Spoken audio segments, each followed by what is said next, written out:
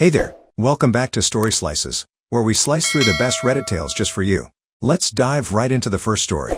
The first one is the Tittle story, and it starts like this. Some background about me. I served in the Marines for 12 years, including 3 deployments overseas. During my last tour, our convoy hit an eyed. I was lucky compared to some of my brothers, but I suffered spinal injuries that left me with permanent mobility issues. I can walk short distances with a cane, but for anything longer, I need my wheelchair. It was a difficult adjustment coming home, but I've learned to adapt and maintain my independence as much as possible. After my medical retirement, I decided to settle down somewhere peaceful. 2 years ago, I found what seemed like the perfect property in a quiet suburban community with an HOA. Now, I know what you're thinking, but the place had everything I wanted, including a beautiful community pool area that would be perfect for hosting friends and family without having to navigate the challenges of my own backyard. The community itself seemed nice enough. I met a few neighbors who were friendly, and the HOA board at the time seemed reasonable. They even worked with me on a few minor accessibility modifications to my home's exterior. I got involved where I could, joining the community newsletter team and occasionally helping neighbors with small tasks that didn't require much physical exertion.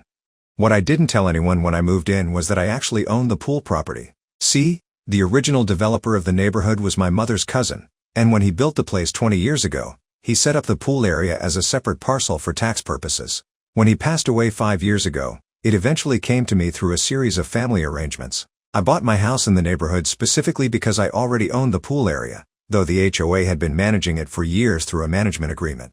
I kept this information quiet because I didn't want special treatment. The agreement was solid, the HOA maintained the property well, and all residents had equal access, which is exactly what I wanted. The only people who knew were my lawyer and the previous HOA president, who had since moved away. Everything was fine until about 6 months ago when there was a change in the HOA leadership.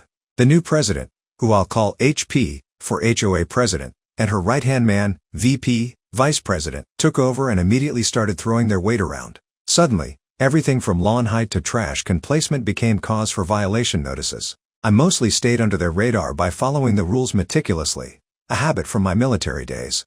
2 months ago, I decided to plan a small gathering at the pool to celebrate my birthday. Nothing crazy, just about 15 friends and family members, including some fellow veterans. I followed all the proper protocols, submitted the request forms 3 weeks in advance, paid the required reservation fee, and received written approval from the activities committee. Then, 2 days before the event, I received an email from HP expressing concerns about my gathering. The email was filled with vague references to appropriate pool usage and questioned whether someone in my condition should be hosting events that might burden the facilities. I was stunned. This was the first time anyone had openly referenced my disability as a problem. I called HP to clarify, but got a runaround about insurance liability concerns and how the board was reconsidering whether private gatherings at the pool were in line with community standards. When I pointed out that 3 other private pool events had been held in the past month alone, HP said something about those being different circumstances and that they'd get back to me. The day before my party, I found a notice taped to my door stating that my pool reservation approval had been revoked due to improper use of facilities by non-qualified residents. I was furious but decided to handle this through proper channels. I tried calling HP again but got no response. On the day of my planned gathering, I went to the pool with my first few guests who had arrived early to help set up. To my shock, we found the pool entrance locked with a temporary keypad code that was different from the regular one. As we stood there trying to figure out what was happening, HP and VP showed up. HP told me that the board had concerns about my type of gathering and that they felt the pool area wasn't designed for people with disabilities to be hosting events. VP added that my presence with a large group created an insurance liability and suggested I should know my place in the community. When one of my friends, another veteran, questioned this, HP actually said, "We need to consider the comfort of all residents, and some people feel uncomfortable with certain elements." I was humiliated and angry, but years of military discipline helped me keep my composure. My sister had her phone out and was recording the exchange, though HP and VP didn't notice. Rather than cause a scene, I simply told them, "This isn't over," and we left. I had to cancel the party, which was embarrassing and frustrating. I called my guests to apologize, and then I got to work. That evening, I pulled out all the documentation related to the pool property and the management agreement with the HOA. I also reviewed the Fair Housing Act, the Americans with Disabilities Act, and our state's anti-discrimination laws. The management agreement was crystal clear. In exchange for allowing the HOA to manage the pool property, they were required to maintain it properly and ensure equal access to all residents without discrimination. There was a specific clause stating that any discriminatory practices would constitute a material breach of the agreement and grounds for immediate termination.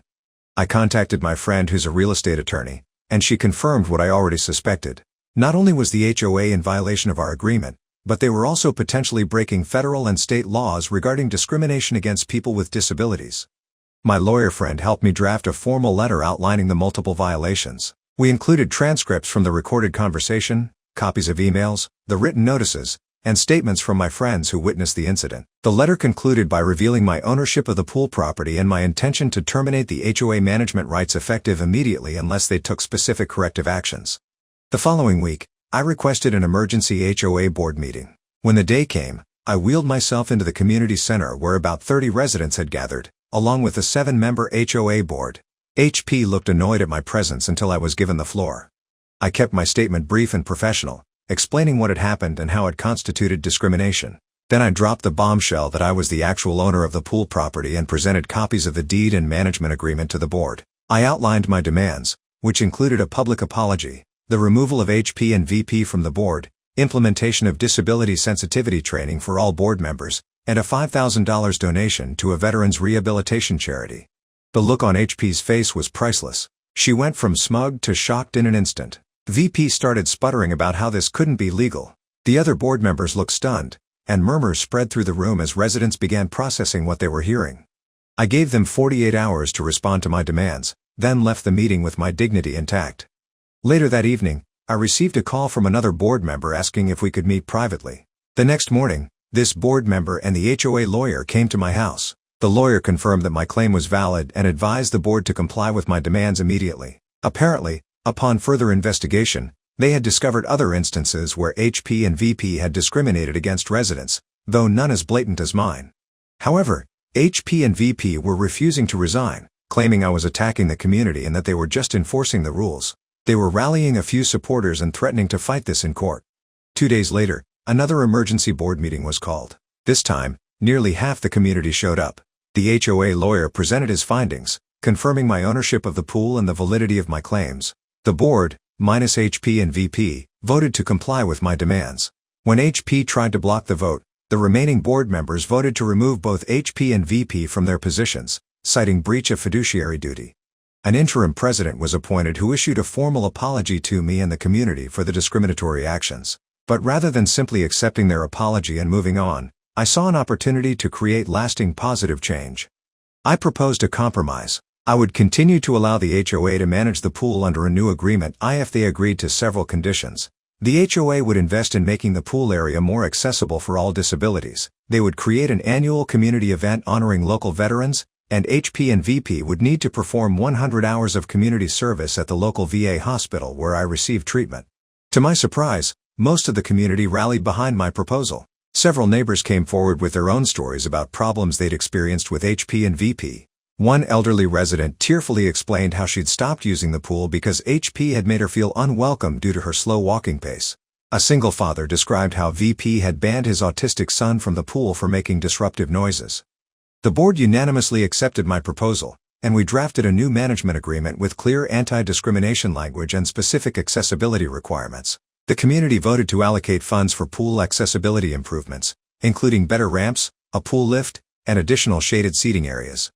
HP and VP initially refused to perform the community service, but faced with potential legal action and the complete loss of community support, they eventually relented. The HOA lawyer made it clear that their actions could potentially result in personal liability under fair housing laws, which finally convinced them. Over the next 3 months, the community transformed. The pool area underwent renovations to make it truly accessible to everyone. Residents I'd barely spoken to before started reaching out, offering support and friendship. Several people with disabilities who had felt marginalized in the community began participating more actively in neighborhood events. When the pool renovations were completed, we held a grand reopening that doubled as the first annual Veterans Appreciation Day. Nearly the entire community turned out, along with representatives from several veterans organizations. We raised over $10,000 for veteran services, and I got to share my story of service and recovery with neighbors who had never heard it before. As for HP and VP, their time at the VA hospital seemed to have a profound effect on them. Seeing veterans with injuries and challenges far worse than mine put things in perspective. To my shock, they both approached me at the event and offered genuine apologies. VP admitted that his brother had been injured in service years ago, and helping veterans at the hospital had brought up unresolved feelings he'd been projecting onto me. I finally got to have my pool party last weekend, almost 4 months after the original date. Instead of 15 people, nearly 50 neighbors showed up to celebrate with me. The new pool lift allowed an elderly resident in a wheelchair to enjoy the water for the first time in years, and watching her face light up made all the drama worthwhile. The HOA now consults me regularly on accessibility issues. It turns out my military experience included facility management and accessibility design, skills that have proven valuable to the community. We're currently working on plans to make the playground and community center more accessible as well. Looking back, I'm actually glad things happened this way. What started as discrimination turned into an opportunity to create meaningful change. The community is stronger and more inclusive, and I found a sense of purpose I hadn't felt since leaving the service. For those dealing with HOA issues or discrimination, my advice is simple. Know your rights, document everything, and don't be afraid to stand up for yourself. Sometimes the best revenge isn't about getting even. It's about making things better for everyone. I'm not saying our community is perfect now. We still have disagreements about lawn decorations and holiday lights like any HOA, but the culture has shifted toward respect and inclusion, and that's a victory worth celebrating.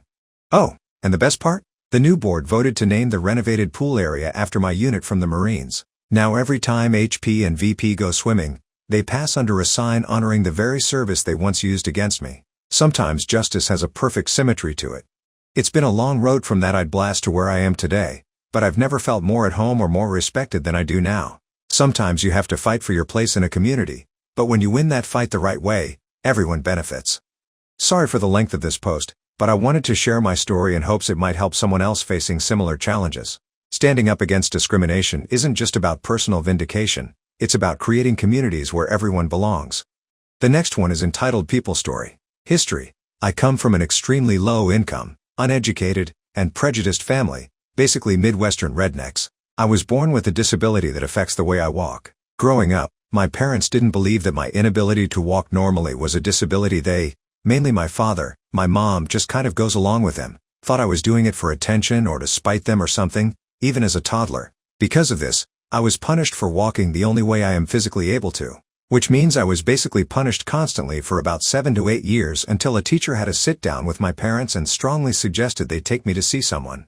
At this point, the disability was identified, and the doctor suggested surgery which my family couldn't afford. So I spent a number of years in leg braces, physical therapy, etc. which didn't work, as it's a congenital disability. My parents and family, despite being told what was going on, still blamed me for my condition. They believe that I faked this disability long enough as a baby and toddler that I eventually made my body this way. They've always been resentful because of that, and used to constantly remind me how much money they had to shell out for my problem. Throughout my childhood, I was constantly teased about my condition by other kids. I was in leg braces when Forrest Gump came out, yelled at and punished by my parents, and criticized by extended family and other adults, even strangers at the grocery store. People even commented on it in my receiving line at my wedding 2 years ago. I spent years learning a fake normal walk for when I can't wear shoes, developing a thick skin, and learning to laugh at myself. I've been reminded of this condition by everyone I meet and everyone I know on a constant basis for my entire life. At this point, it's such a strong part of who I am as a person and my resiliency, I don't even think of it as a disability, really. Just a part of who I am. The problem, at this point, I'm 30 years old. Over the past decade or so, I've had a lot of problems with my feet because of the unusual weight distribution pattern I place on them attempting to walk. Over the last year, though, I started noticing signs of nerve damage, numbness, tingling, and shooting pain which renders me barely able to walk at times, and my doctor strongly stressed revisiting an orthopedic surgeon. At my consult, the surgeon was shocked. He kept asking me questions with this incredulous look on his face, taking pictures with his phone, and commenting on how surprised me was that I could walk as well as I can at this point. He said it's one of the most severe cases he's ever seen of this particular condition, as most are fixed in childhood via surgery. The imaging of my lower extremities showed tissue damage and nerve impingement, making surgery a necessity at this point. So I scheduled a surgery a couple months from now. I've had a lot of weird feelings about this since scheduling the surgery. The first pertains to how/when I'm going to tell my family. For years I have completely avoided any talk of my condition, and generally ignore all of the comments made by everyone. Still walking like a freak, huh? And the like. I know my parents still believe I did this to myself. Even though I've developed a pretty thick skin to others, I still get emotional thinking about the abuse, shame, and humiliation I suffered at the hands of my parents and family all throughout my childhood because of this. I'm afraid that it's all going to boil back to the surface when I tell them and start a fight. We already have a tepid relationship, and I don't want to make it worse. The other weird feeling I have pertains to the feeling that I'm fixing something. I know that at this point, it's either surgery or losing the use of my lower legs over the next few years. However, it feels like I'm losing a piece of me. I've spent 30 years telling myself that there's nothing wrong with me. Finally fixing my condition feels like I'm agreeing with everyone that there was something inherently wrong with me all along. The surgeon said I would have to relearn how to walk, run, jump, etc. I'm excited to know what it feels like to walk on two good legs, but at the same time, I start to cry even thinking about changing this part of me forever. It's part of me. It's the way I was made. Fixing it makes it seem like I agree that I was made wrong. I don't know how to make peace with that feeling. Update: I was so overwhelmed by the positive responses and well wishes back when I posted about this, that I thought I would update all of you on how things are going. So I had my surgery about a month ago, and it went well without any complications. I was in excruciating pain for the first couple days, but my husband was by my side 24/7 to help out. He had a week off from his work, so it worked out nicely, and I was able to wean myself off the narcotic painkillers they gave me after about 5 to 6 days. Since then, I've been on crutches, and still have about another 3 or so weeks of crutches to go, most likely. I don't want to get crazy specific about what my disability or surgery was for privacy purposes, so unfortunately that's all I can really say about it. It's been tedious, but the great thing about recovering from an injury or surgery, I suppose, is learning a new level of patience and endurance. I'm really happy with my recovery so far and the results I'm seeing already. I can't wait until I am recovered and strong enough to try walking without the crutches or any other device, and see what it's like. Leading up to the surgery and immediately after, I didn't tell anyone about it, not even my closest friends. I was kind of afraid of how word might get around, if people would bring it up or something. It got really difficult, though, to keep the secret, as my husband and I had to be careful about what we said and who we said it to. It felt like we were sneaking around, like we had something to be ashamed of. Finally, I told a couple close friends, who were very supportive. I wasn't planning on telling my family, but I finally did. I felt like I was lying by omission when my mom would call and ask how everything was, anything new, etc., and I would just try to act normal. I finally told her, plain and simple. Yeah, so I had surgery about 2.5 weeks ago. She was pretty shocked, and she seemed genuinely hurt that I hadn't told her, not in what she said, but in her tone.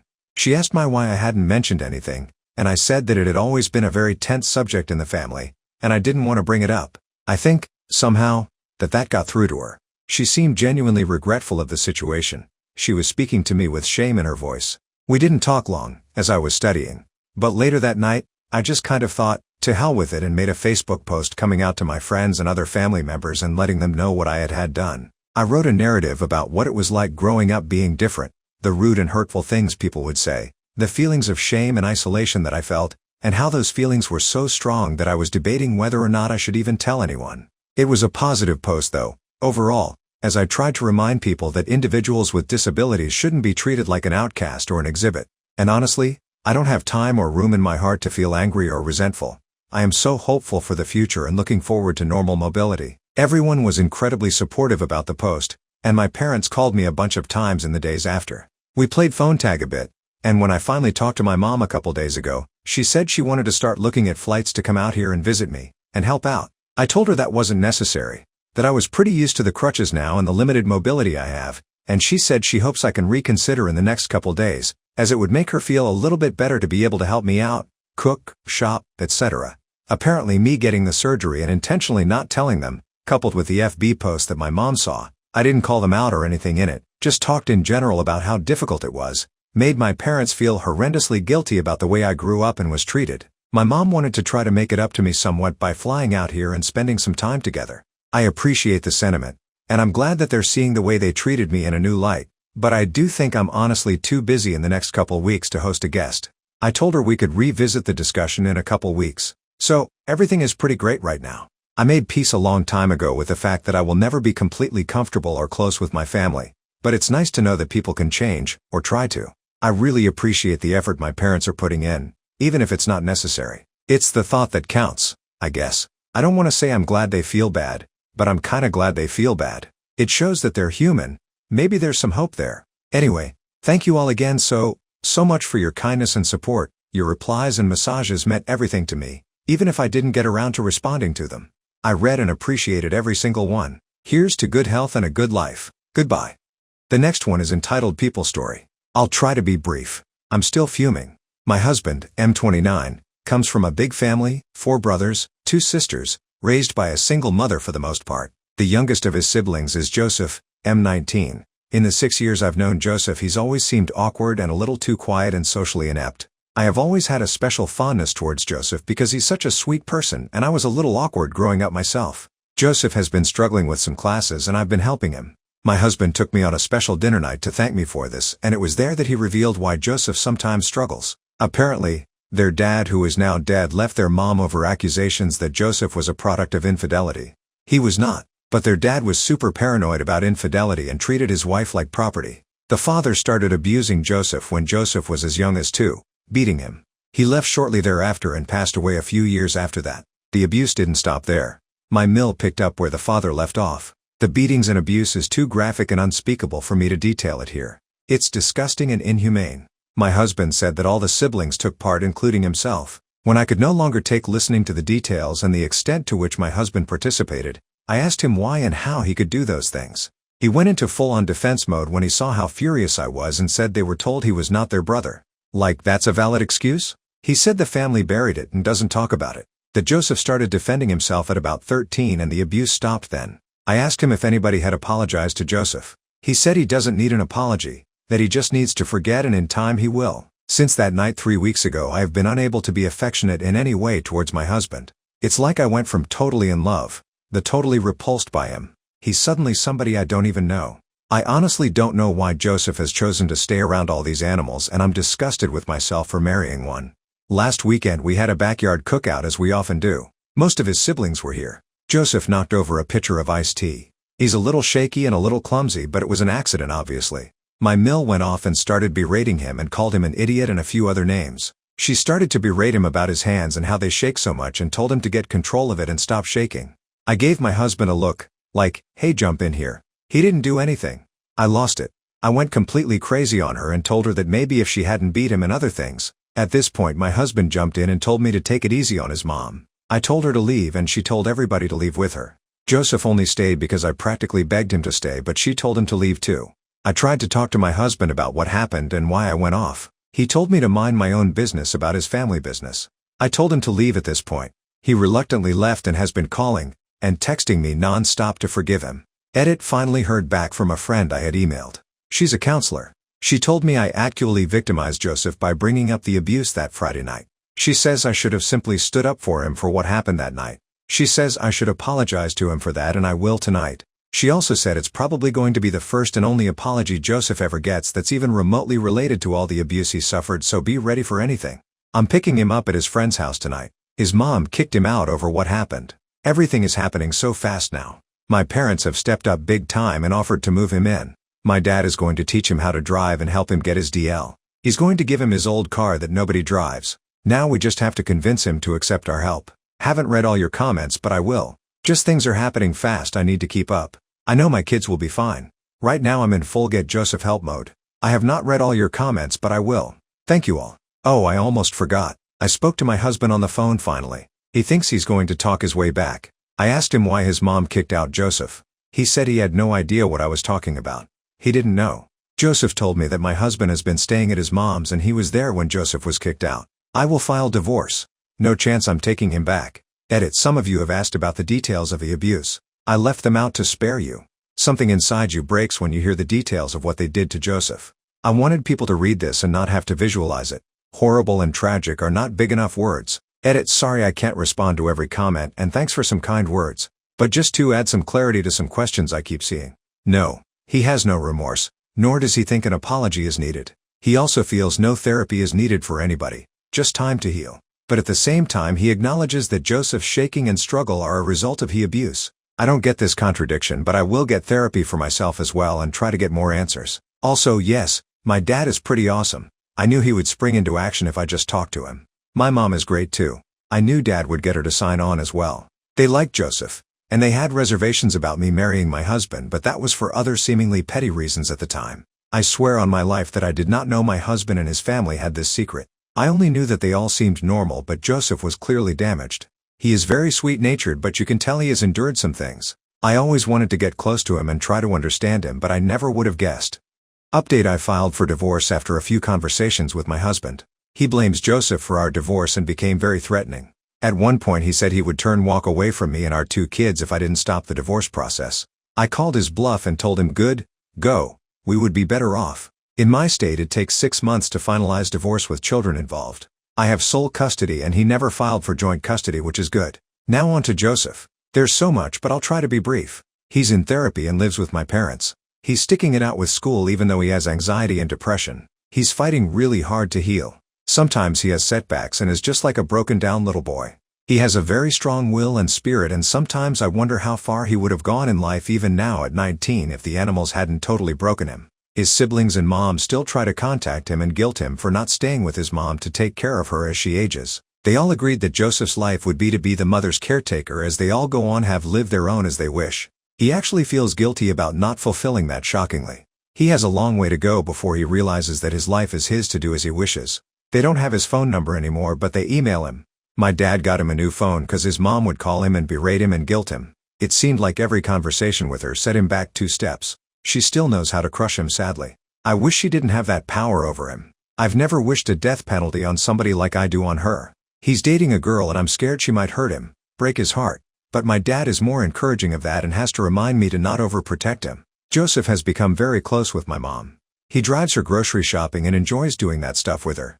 My dad taught him how to drive in like 1 week. He is about to go take his driving test for his DL. He's still on a learner's permit. There are a lot of positive things going on, but progress is very slow and sometimes it's like watching a clock. It just seems like he's standing still in terms of anxiety and depression. I can't say too much about all that's going on, but I can say that my parents have an attorney and are going through the adoption process. I wanted this to be a more upbeat and positive update, but honestly Joseph struggles a lot.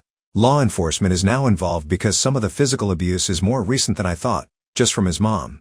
He has a few scars and he has broken bones that never healed properly because he never got medical attention. Protection orders are likely to be granted. If they are, then according to the investigators charges will almost be inevitable. That part of it I can't say much about, but can say that Joseph is willing to go forward with that process for now under the guidance of his therapist. But we have been warned that he may choose to back off later.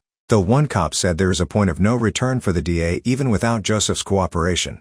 Are you hungry for more slices of stories? Don't forget to subscribe and hit the bell to never miss out on any videos. See you tomorrow at Story Slices.